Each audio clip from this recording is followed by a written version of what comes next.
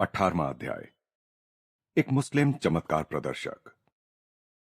कई वर्ष पहले ठीक इसी कमरे में जहां तुम अभी रहते हो, एक मुस्लिम चमत्कार प्रदर्शक ने मेरे समक्ष 4 चमत्कार दिखाए थे। श्री युक्तेश्वर जी मेरे नए कमरे में पहली बार आए, तब उन्होंने यह बात कही।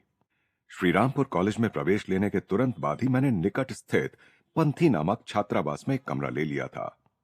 यह गंगा तट पर स्थित पुराने ढंग का ईंटों का एक भवन था। यह कैसा संयोग है गुरुदेव! क्या ये नव श्रृंगारित दीवारें स्मृतियों को अपने में छिपाए इतनी पुरातन हैं? अपने सीधे सादे तरीके से सजाए गए कमरे में मैंने नए कौतूहल के साथ दृष्टि दौड़ाई। यह एक लंबी कहानी है। मेरे गुरु पूर्व स्मृतियों को ताजा करते हुए मुस्कुराए। उस फकीर का नाम अफजल खान था। एक हिंदू योगी के साथ अनायास भेंट हो जाने के फलस्वरूप उसे असाधारण सिद्धियां मिल गई थीं। अफजल के बचपन में पूर्वी बंगाल के एक छोटे से गांव में एक दिन एक धूल धूसरित सन्यासी ने उससे याचना की, बेटा, मुझे बहुत प्यास लगी है, थोड़ा पानी ला दो। बाबा जी, मैं तो मुसलमान हूं, आप हिंदू होकर मेरे हाथ का पानी कैसे पिएंगे? मैं तुम्हारी सत्यशीलता से प्रसन्न हूं बेटा। मैं जाति भेदभाव और छुआछूत के अधर्मपूर्ण नियमों का पालन नहीं करता। जाओ, जल्दी से पानी लेकर आओ। अफजल की श्रद्धापूर्ण आज्ञाकारिता से प्रसन्न होकर सन्यासी ने प्रेम भरी दृष्टि से उसकी ओर देखा। तुम्हारे पिछले जन्मों के कर्म बहुत अच्छे हैं, उसने विचार मग्न होकर कहा। मैं तुम्हें एक योग प्रक्रिया सिखा रहा हूं, जिसके द्वारा अदृश्य लोकों में से एक लोक पर तुम्हारी सत्ता स्थापित हो जाएगी। उससे तुम्हें जो महान शक्तियां प्राप्त होंगी, उनका उपयोग केवल अच्छे उद्देश्यों के लिए ही करना, स्वार्थ के लिए कभी उन्हें प्रयुक्त मत करना। परंतु अफसोस, मैं देख रहा हूं कि पूर्व जन्मों की विध्वंसक प्रवृत्तियों के कुछ बीज अभी भी तुम में हैं। उन्हें अब नए बुरे कर्मों से सींचकर अंकुरित मत करना। तुम्हारे गत कर्म इस प्रकार उलझे हुए हैं कि तुम्हें अपने इस जीवन का उपयोग अपनी यौगिक उपलब्धियों को उच्चतम लोक हितैषी लक्ष्यों को प्राप्त करने में ही करना चाहिए। विस्मयचकित बालक को एक जटिल प्रक्रिया समझा देने के बाद महात्मा अंतर्धान हो गए। अफजल ने 20 वर्षों तक निष्ठापूर्वक उस यौगिक प्रक्रिया का अभ्यास किया। उसके चमत्कारी कृत्यों की ख्याति फैलने लगी। मालूम होता है उसके साथ सदैव कोई अदृश्य आत्मा रहती थी, जिसे वह हजरत कहकर पुकारा करता था। वह अदृश्य अस्तित्व अफजल की छोटी से छोटी इच्छा को भी पूर्ण करने में समर्थ था। अपने गुरु की चेतावनी को भूलकर अफजल ने अपनी शक्तियों का दुरुपयोग करना आरंभ कर दिया। जिस किसी वस्तु को भी वह एक बार उठाकर वापस रख देता, वह शीघ्र ही ऐसे अदृश्य हो जाती कि फिर उसका अता पता लगाना संभव न होता। इस बात की व्यथाकारी संभावना सदा ही रहने के कारण साधारणतया किसी को भी उसका अपने घर दुकान पर आना अच्छा नहीं लगता था। समय समय पर वह कोलकाता में जवाहरात की बड़ी बड़ी दुकानों में खरीदारी के बहाने पहुंच जाता। वहां जिस जिस रत्न को भी वह छू लेता, वे सभी रत्न उसके दुकान से जाते ही गायब हो जाते। अफजल प्रायः सैकड़ों शिष्यों से घिरा रहता, जो उसके भेद को जानने की आशा में उसके शिष्य बन गए थे। कभी कभी वह यात्रा में उन्हें अपने साथ ले लेता। रेलवे स्टेशन पर वह किसी न किसी प्रकार टिकटों की गड्डी को छू लेता। फिर इस गड्डी को वह क्लर्क की ओर यह कहते हुए सरका देता कि मैंने इरादा बदल दिया है, अब मुझे ये टिकट नहीं चाहिए। परंतु जब वह अपनी शिष्य मंडली के साथ ट्रेन पर सवार हो जाता, तब सबके लिए आवश्यक टिकटें उसके पास होती। इन कारनामों से हाहाकार मच गया। बंगाल के जौहरी और टिकट बेचने वाले बाबू व्याकुल हो उठे। अफजल को पकड़ने की ताक में रहने वाले पुलिस वाले असहाय हो गए, क्योंकि उसे दोषी ठहराने की क्षमता रखने वाले प्रमाण को वह केवल यह कहकर अदृश्य कर सकता था, हजरत, इसे हटा दो। श्री युक्तेश्वर जी उठकर मेरे कमरे के बाहर बनी बालकनी में जा खड़े हुए, जहां से गंगा का दृश्य दिखता था। अफजल के कुछ और विस्मयकारी कारनामों को सुनने की उत्सुकता से मैं भी उनके पीछे पीछे चला गया। यह पंथी भवन पहले मेरे एक मित्र का था। उसकी अफजल से पहचान हो गई और उसने उसे यहां बुला लिया। मेरे मित्र ने लगभग 20 एक पड़ोसियों को भी बुला लिया, जिनमें मैं भी था। उस समय मैं एक नवयुवक मात्र था और इस सर्वविदित फकीर के प्रति मेरे मन में रोचक जिज्ञासा जाग उठी थी। गुरुदेव हंस पड़े। कोई बहुमूल्य वस्तु न पहनने की सावधानी मैंने बरती थी। अफजल ने मुझे कौतूहलपूर्ण दृष्टि से देखा, फिर कहा, तुम्हारे हाथ बड़े मजबूत हैं। नीचे बगीचे में जाओ, एक चिकना सा पत्थर उठा लाओ और उस पर खड़िया से अपना नाम लिखो। फिर उसे गंगा में जितनी दूर फेंक सकते हो फेंको। मैंने वैसा ही किया। जैसे ही पत्थर दूर गंगा की लहरों में डूब गया, वैसे ही अफजल ने फिर मुझसे कहा, इस घर के साथ साथ बहने वाले गंगा के पानी को एक बर्तन में भर कर ले आओ। जब मैं पानी भरकर बर्तन ले आया, तब अफजल ने पुकारा, हजरत, वो पत्थर इस बर्तन में डालो। तत्क्षण पत्थर वहां प्रकट हो गया। मैंने उसे बर्तन से निकाल कर देखा तो अपने नाम को उस पर यथावत पाया। उस कमरे में उपस्थित लोगों में मेरा बाबू नाम का एक मित्र भी था, जिसने सोने की पुरानी भारी घड़ी और चेन पहन रखी थी। अफजल ने अमंगल सूचक सराहना के साथ उनकी जांच परख की। शीघ्र ही वे गायब हो गईं। अफजल, कृपया मेरी घड़ी और चेन लौटा दो, वे मेरी अनमोल पारंपरिक संपत्ति हैं, बाबू रुआंसा होकर कह रहा था। थोड़ी देर तो अफजल निर्विकार चेहरा बनाकर मौन बैठा रहा। फिर उसने कहा, तुम्हारे घर की तिजोरी में 500 रुपया है, उसे मेरे पास ले आओ तो बताऊंगा तुम्हारी घड़ी कहां मिलेगी। व्याकुल हुआ बाबू तुरंत घर जाने के लिए निकल पड़ा। शीघ्र ही वह वापस आ गया और उसने अफजल को 500 रुपए दे दिए। अपने घर के पास की छोटी पुलिया पर जाओ और हजरत को अपनी घड़ी और चेन देने के लिए पुकारो, अफजल ने उससे कहा। बाबू तीर की तरह दौड़ा। जब वापस आया तो उसके चेहरे पर मुस्कान तो थी, पर शरीर पर कोई घड़ी या चेन नहीं थी। जब मैंने निर्देश के अनुसार हजरत को पुकारा तो मेरी घड़ी और चेन हवा में कलाबाजियां खाती हुई सीधे मेरे दाहिने हाथ में आ गईं। यहां आने के पहले मैं सीधा घर गया और उन दोनों वस्तुओं को तिजोरी में डालकर मैंने ताला लगा दिया। घड़ी के बदले धन लिए जाने की उस हास्य शोकांतिका के प्रत्यक्षदर्शी बाबू के मित्र अफजल को तिरस्कार से घूर रहे थे। उन्हें शांत करने के लिए अफजल ने मृदु स्वर में कहा, आप लोगों को पीने के लिए जो भी चाहिए उसका केवल नाम बताइए, हजरत उसे तुरंत ला देगा।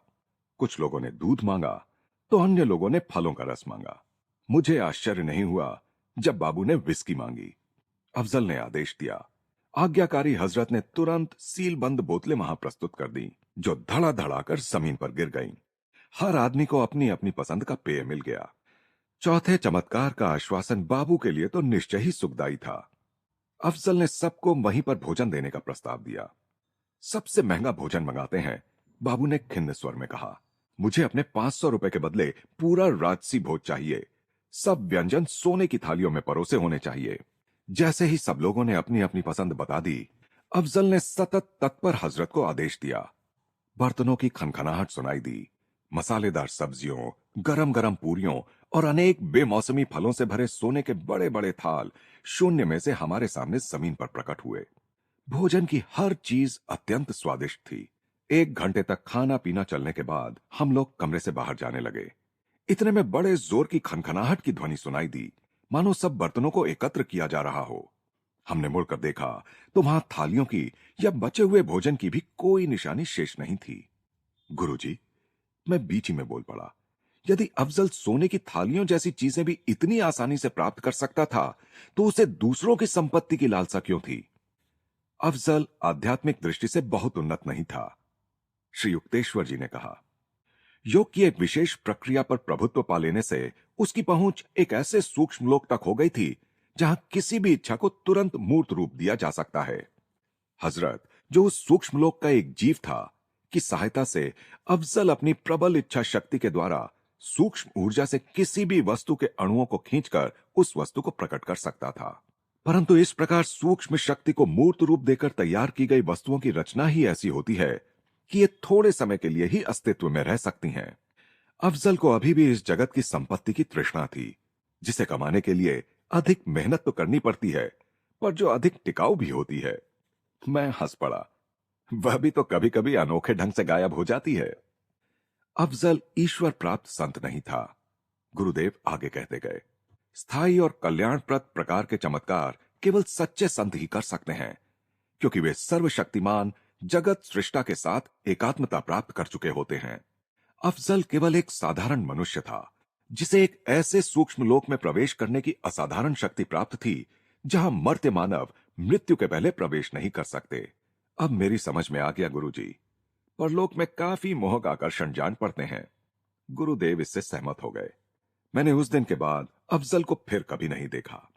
परंतु कुछ वर्षों बाद बाबू एक दिन मेरे घर समाचार पत्र में छपी अफजल की खुली स्वीकारोक्ति का विवरण दिखाने आया। मैंने तुम्हें उसके बचपन में हिंदू गुरु से दीक्षा मिलने की जो बात अभी अभी बताई थी, उसकी जानकारी मुझे उसी विवरण से हुई थी। श्री युक्तेश्वर जी को जो याद था, उसके अनुसार उस प्रकाशित विवरण के अंतिम भाग का सारांश इस प्रकार था। मैं अफजल खान पश्चाताप के रूप में और अलौकिक शक्तियां प्राप्त करने के इच्छुक लोगों को सावधान करने के लिए यह सब लिख रहा हूं। भगवान और मेरे गुरु की कृपा से मुझे जो अद्भुत क्षमताएं प्राप्त हुई थीं, उनका मैं कई वर्षों से दुरुपयोग करता आ रहा हूं। अहंकार के मद में चूर होकर मैं समझने लगा था कि मैं नैतिकता के सामान्य नियमों से परे हूं। आखिर मेरे न्याय का दिन भी आ गया। हाल ही में कोलकाता के बाहर सड़क पर मेरी एक बूढ़े आदमी से मुलाकात हुई। वह दर्द के कारण लंगड़ाता हुआ चल रहा था। उसके हाथ में सोने जैसी कोई वस्तु चमक रही थी। मेरे मन में लालच पैदा हो गया और मैंने उससे कहा, मैं महान फकीर अफजल खान हूं, तुम्हारे हाथ में क्या है? यह सोने का गोला संसार में मेरी एकमात्र संपत्ति है। एक फकीर के लिए यह बेकार है। मेरी आपसे प्रार्थना है महोदय, मेरा यह लंगड़ाना ठीक कर दीजिए। मैंने उस गोले का स्पर्श किया और कोई उत्तर दिए बिना आगे बढ़ गया। वह बूढ़ा लंगड़ाते लंगड़ाते मेरे पीछे पीछे आने लगा। अचानक वह शोर मचाने लग गया। मेरा सोना गायब हो गया। जब मैंने उसकी ओर कोई ध्यान नहीं दिया, तब वह अचानक बुलंद आवाज में बात करने लगा, जो उसके जीर्ण शीर्ण शरीर से निकलती बड़ी ही अजीब लग रही थी। क्या तुमने मुझे पहचाना नहीं? मैं अवाक रह गया। इतनी देर बाद इस बात के ध्यान में आते ही मैं स्तब्ध रह गया कि वह दुर्बल लगने वाला लंगड़ा बूढ़ा कोई और नहीं, वही महान संत थे जिन्होंने कई वर्ष पहले मुझे योग की दीक्षा दी थी। वे सीधे खड़े हो गए। उनका शरीर एक क्षण में मजबूत और पुष्ट हो गया। मेरे गुरु की आंखों से अंगारे बरस रहे थे। तो मैं स्वयं अपनी आंखों से देख रहा हूं कि तुम अपनी शक्तियों का उपयोग दुख पीड़ित मानव जाति की सहायता के लिए नहीं, बल्कि एक घटिया चोर की तरह उसे लूटने के लिए करते हो। मैं तुम्हारी सारी शक्तियां वापस लेता हूं। हजरत अब तुमसे मुक्त हो गया। अब तुम बंगाल के आतंक बनकर नहीं रहोगे। मैंने बेहद दर्द भरी आवाज में हजरत को बार बार पुकारा। यह पहला अवसर था जब वह मेरी अंतर्दृष्टि के सामने प्रकट नहीं हुआ, लेकिन मेरी बुद्धि पर पड़ा एक काला पर्दा अचानक हट गया। मैंने साफ देखा कि मेरी जिंदगी कितनी निंदनीय हो गई थी। मैं सुबकते हुए गुरुजी के चरणों में गिर पड़ा। मैंने कहा, मेरे पूज्य गुरुदेव, मेरी लंबी नींद को तोड़ने के लिए आप आए, इसलिए मैं आपका शुक्रगुजार हूं। मैं आपसे वादा करता हूं कि मैं अपनी सारी सांसारिक महत्वाकांक्षाओं को त्याग कर भगवान का ध्यान करने के लिए पर्वतों में चला जाऊंगा, और आशा करता हूं कि इससे मेरे पाप भरे अतीत का प्रायश्चित हो जाएगा। मेरे गुरु चुपचाप खड़े सहानुभूतिपूर्वक मुझे देखते रहे। आखिर उन्होंने कहा, मैं तुम्हारे हृदय की सच्चाई को देख रहा हूं। शुरुआत के वर्षों में तुमने जो कठोर आज्ञा पालन किया और आज जिस सच्चे प्रायश्चित की आग में तुम जल रहे हो, उसके लिए मैं तुम्हें एक वर देता हूं। तुम्हारी अन्य सारी शक्तियां तो समाप्त हो गईं, पर जब भी तुम्हें अन्न या वस्त्र की आवश्यकता होगी, तब तुम अभी भी हजरत से वह प्राप्त कर सकते हो। पर्वतों के एकांत में पूरा मन लगाकर ईश्वर का ज्ञान प्राप्त करने में अपने आप को समर्पित कर दो। फिर मेरे गुरु अंतर्धान हो गए। वहां रह गए थे मैं और मेरे आंसू और अतीत के विचारों पर तड़पता मेरा मन। अलविदा दुनिया। मैं अब उस विराट प्रेमी की क्षमा प्राप्त करने का प्रयत्न करने जा रहा हूं।